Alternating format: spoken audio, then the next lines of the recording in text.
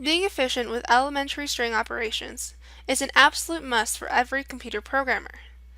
Most information and data in everyday life is stored as text, so it makes sense that computer programs also use text, or strings, to represent data.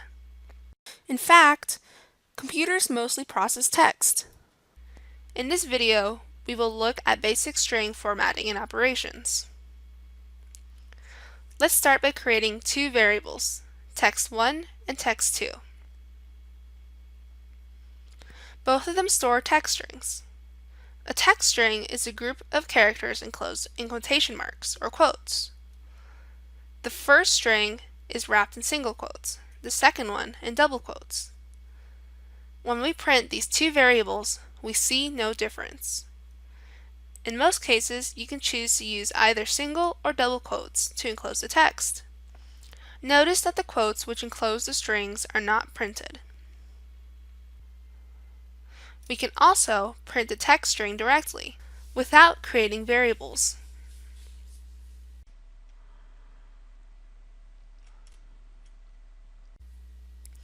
A string can be empty or contain empty spaces. We will address a common problem with trailing spaces in the next video.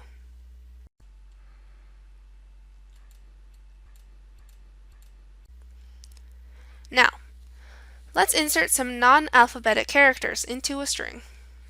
To do that, let's create a new variable, text3. Will it print the result of adding those numbers to each other? No, look, it prints the string as it is. Strings can contain not only letters and words, but also special characters and numbers. In fact, text strings do not have to be true statements. They can be complete nonsense. 1 plus 1 equals 3 is a valid string. In summary, a text string is enclosed by either single or double quotes. It can be stored in a variable or printed directly. It can be empty or include spaces. It can be composed of any characters, including letters, numbers, and special characters. A text string can say anything, even a statement which is not true. See you in the next video!